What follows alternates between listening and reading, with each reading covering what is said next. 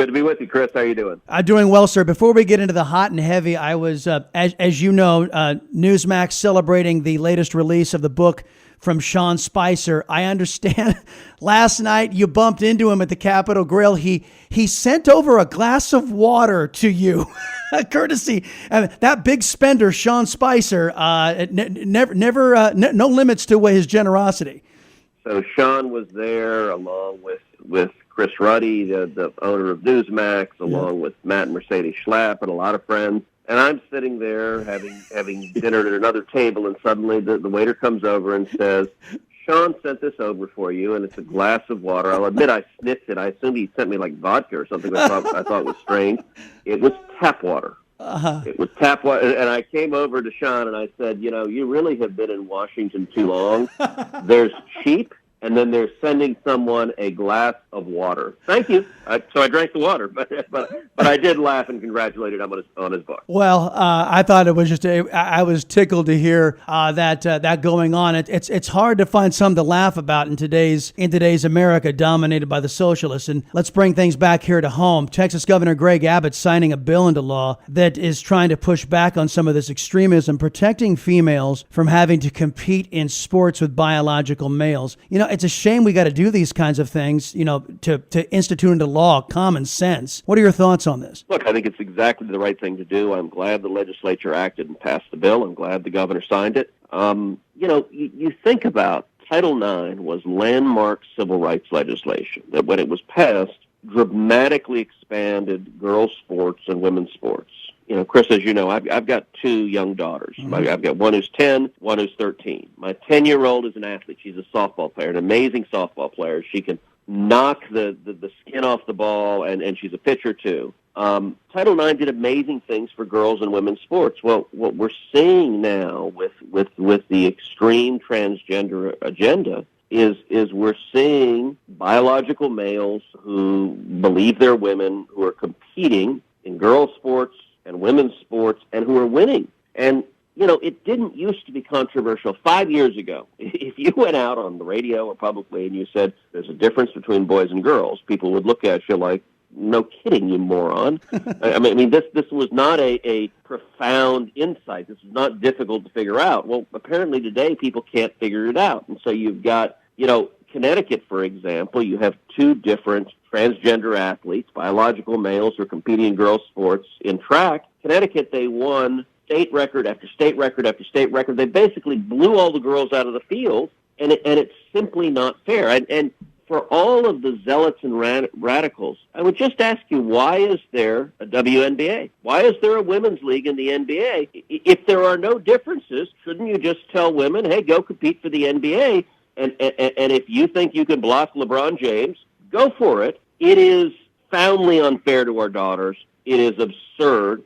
And the crazy thing is the Democrats, this is their agenda. In D.C., they're trying to pass something named the Equality Act. By the way, they're very good at naming bills.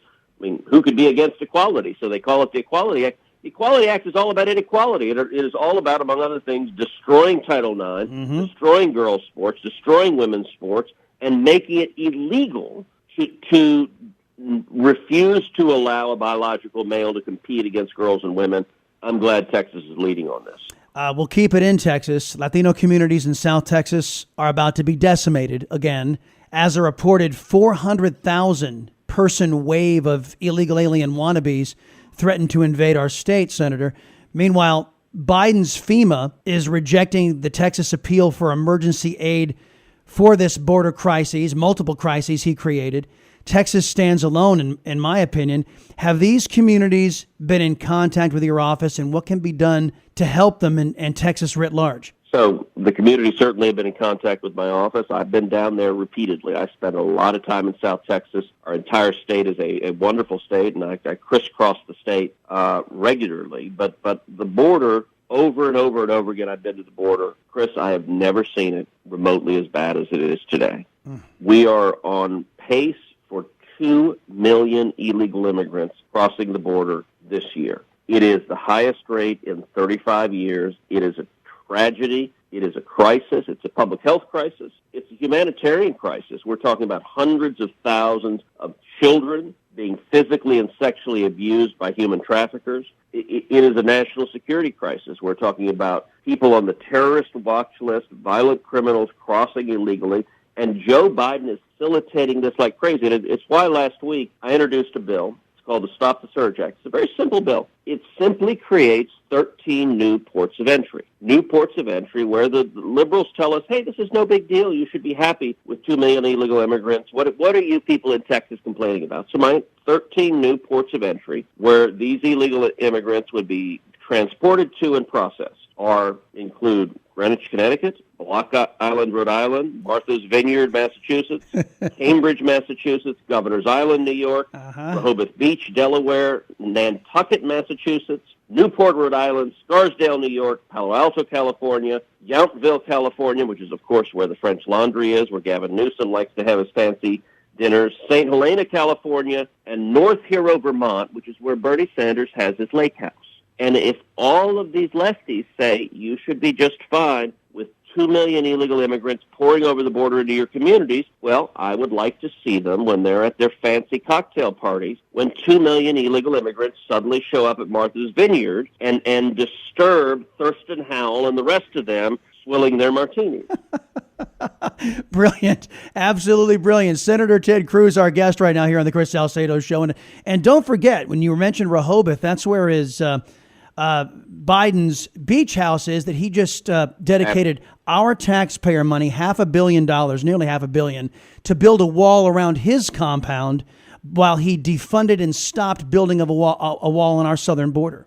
Well, walls don't work, and it's other than for rich Democrats. I mean, the hypocrisy. These guys are full of crap. It is absolute and total hypocrisy. There's a wall around the White House. It is not. It is not complicated, and whether it is on illegal immigration, whether it is on gun control, all of these Democrats who are for gun control. A whole bunch of them have security guards who are packing surrounding them. The Second Amendment is less important if you can actually afford a private security force to protect yourself and your family.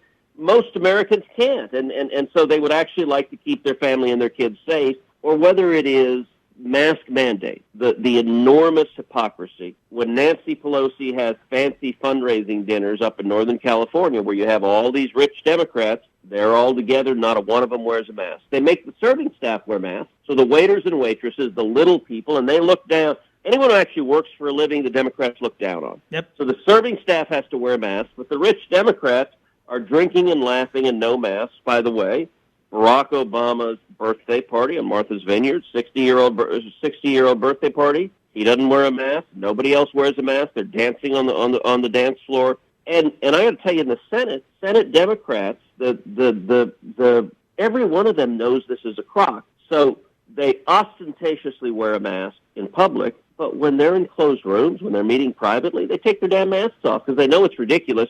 But if a TV camera or a reporter's camera comes along, they immediately pull their mask on because, Chris, the virus reacts to cameras. This is actually a scientific fact. You can't dispute it. Yep. If there's a TV camera, the virus is deadly. If there's no TV camera, then suddenly masks are not a big deal. Yeah, and they have been caught in their hypocrisy so many times, and if it weren't for the dishonesty of the press, they'd actually be held accountable for it. Last thing, Senator, I wanted to talk to you about is, as they say, kitchen table conversation. Washington spending is just catastrophic. It's impacting inflation. That impacts all of us. Supply chains have collapsed. Gas prices spiking, as you know. Can you respond to the press and to the socialist Democrats who claim none of this is Biden's doing or their socialist policies doing? Not even an unconscious moron would believe their talking points. And actually, their talking points has even more chutzpah than that, because you're right. They say it's not Biden's fault, number one, but number two, and it's all good. It's a good thing. It's not Biden's fault, and it's all good, so you should thank Biden for it. And so they say, the Secretary of Commerce last week said, well, the supply chain crisis that we're having is a product of the economy being so strong. So when you go to the store and you can't buy anything you want and the shelves are empty, you should be happy. Boy, we're doing well because we can't. Jen Psaki, the White House press secretary, said, The tragedy of the delayed treadmill. So they mock it. By the way, when it comes to inflation, Ron Klain, the White House chief of staff, tweeted out that this is a high-class problem. Isn't it good that we're worried about inflation? Well, Joe Biden and the Democrats need to actually get their head out of wherever they got it stuck, because inflation hammers the most vulnerable among us. It hammers seniors. It hammers anyone on a fixed income, because what we're seeing in Texas and all across the country is the cost of just about everything going up. The cost of gasoline skyrocketing, the cost of food skyrocketing, the cost of rent skyrocketing, the cost of lumber skyrocketing, the cost of homes skyrocketing, the cost of utilities skyrocketing. And if your income stays the same and your day-to-day and week-to-week expenses go up and up and up, it is a tax. It is the Joe Biden tax. It falls cruelly on the most vulnerable.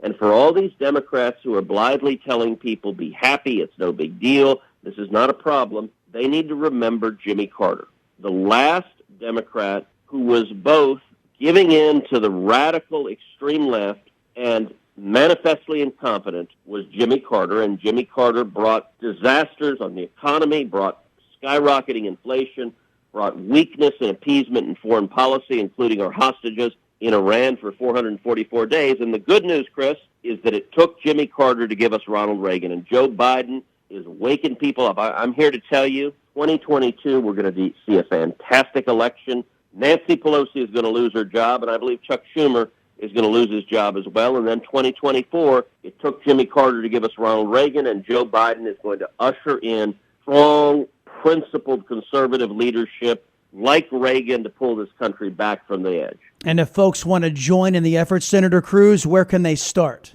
Well, you can come to my website. My website is tedcruz.org, tedcruz.org. Sign up, contribute. And I would also encourage you, I do every week a podcast. The podcast is called Verdict with Ted Cruz. Last year, it was the #1 ranked podcast in the world. We've had over 30 million downloads. We just finished a campus tour where in the last couple of weeks, we were in the University of Wisconsin-Madison, we were at Texas A&M, and we were at Catholic University in Washington, D.C. Packed houses, standing room only. And so I would encourage you to come subscribe to the podcast, because every week we try to analyze what's going on and cut through the garbage, cut through the spin of the media, cut through the lies, and explain the substance and the facts. And we need to do that. The media, the corrupt corporate media, is dishonest. They are propagandists. They are lying. And we need to get the truth and the facts out to the American people. That's what I'm doing every day, Chris. That's what you're doing every day. And that's what we've got to do to save the country. Senator Ted Cruz, always appreciate the visit and the sage words from you. You're welcome back anytime, sir. Thank you, Chris. God bless.